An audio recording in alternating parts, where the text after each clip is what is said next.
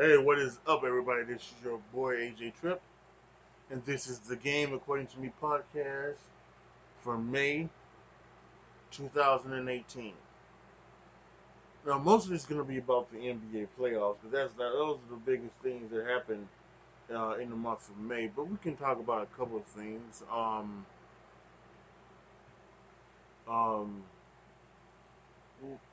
the NFL passed the national.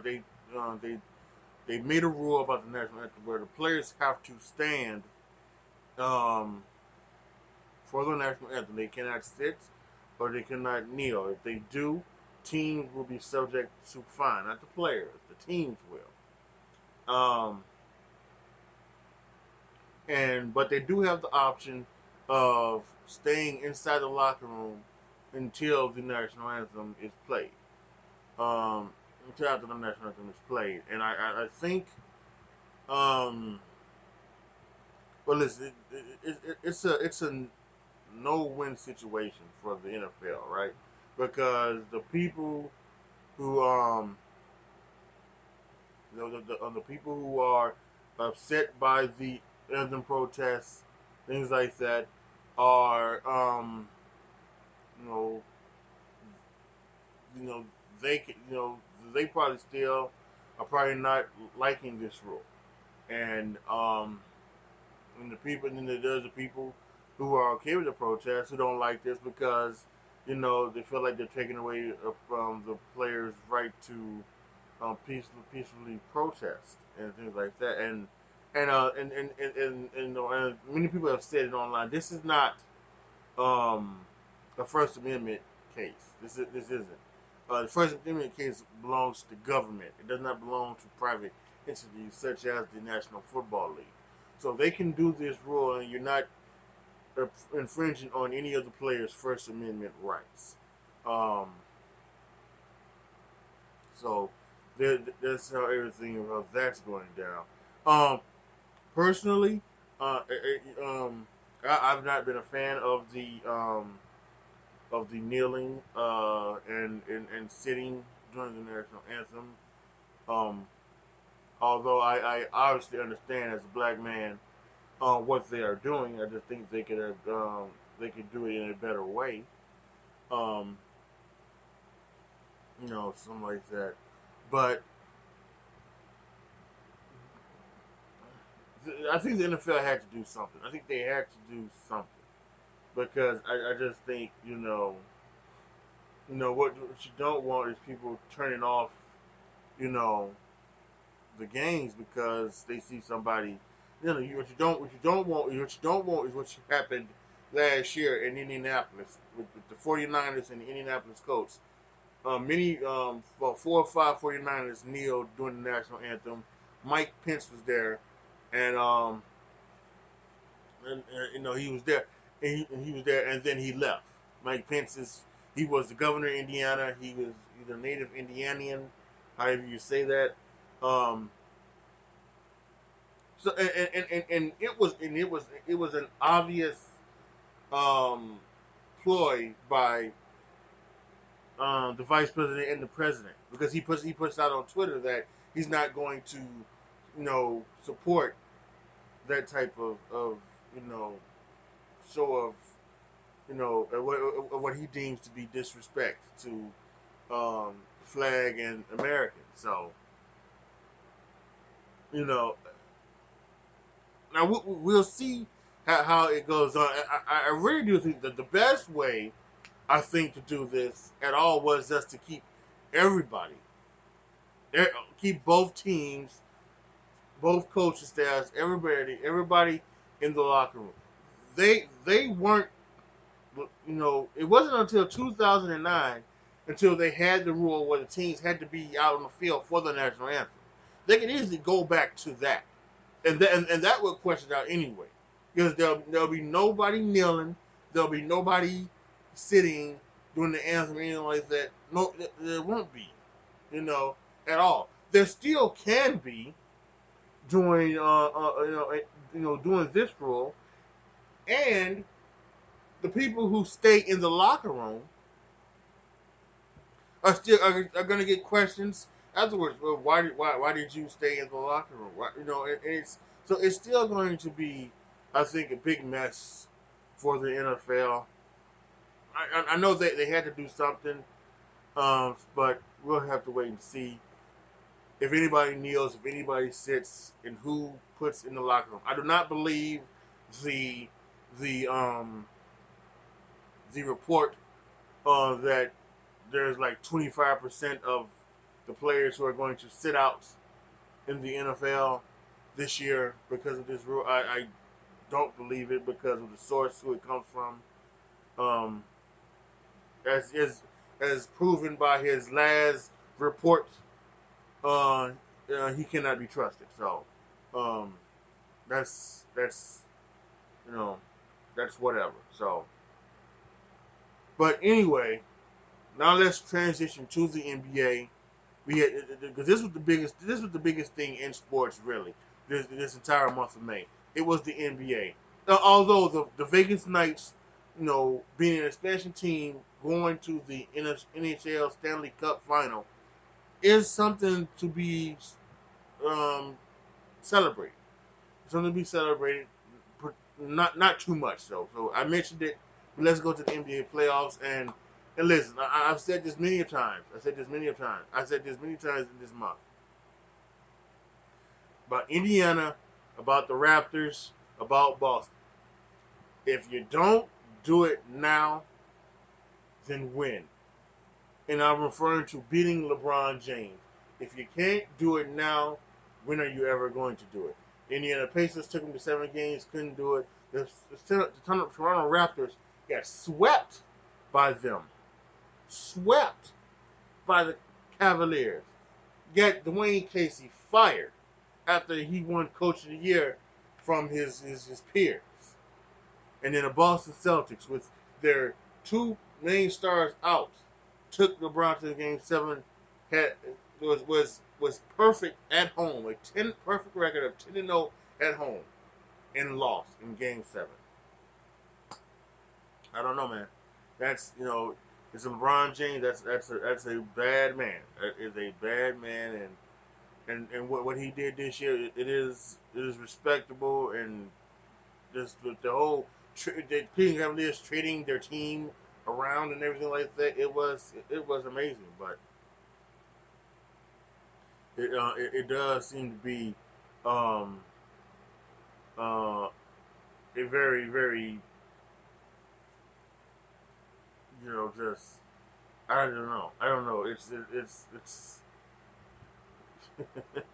I'm speechless because I just don't know what to describe. How you had your shot and you just, especially the Raptors, the Pacers and the Celtics did what they probably should have done. If they took it to Game 7, and then LeBron James, the best player on the court, takes over and wins it for the Cavs. But the Raptors, they were the number 1 seed. The Cavs were the 4th seed. They they had changed their playing style. They did everything. They had everything set up for them, and then not only do they not win again, they just get swept, completely swept. So I don't know. I don't know what's next for the Toronto Raptors. The Western Conference was very good as well. Um, and it came down to the Warriors and the Rockets, as we wanted. And you want to talk about just probably heartbreaking. What you don't want to see, what you don't want to see is somebody get injured, and we had that in the Western Conference Finals on both sides. We had Andre Iguodala get injured for the Warriors, and then we had um, Chris Paul get injured for the Houston Rockets. So both teams at full. What you would have loved to see is both teams full health, and to see what happens. There are a lot of people out there that thinks that the Rockets would have won one of the last 2 games with a healthy Chris Paul. And there are some people that say that with a healthy Andre Iguodala, the Warriors would have beat the Rockets in 5. So, but we'll never know. But this was a fantastic, um, a fantastic, I think, conference finals on both sides of the ring. The basketball some during the times were not was not as good as it could have been. But for me, that doesn't make a difference. I think it's a you know, a even a badly played game can be good entertainment, and I think it's like that with every sport. It's like that with football, with basketball, with baseball. For your hockey fans out there, it's probably like that with hockey. A badly played game can still be good entertainment, and I think that's what this conference finals was: good entertainment. Um, so now, actually today, I'm recording this Wednesday. You guys are going to be hearing this Thursday. Um, but here we are. We have um, the NBA Finals of the Warriors and the Cavaliers.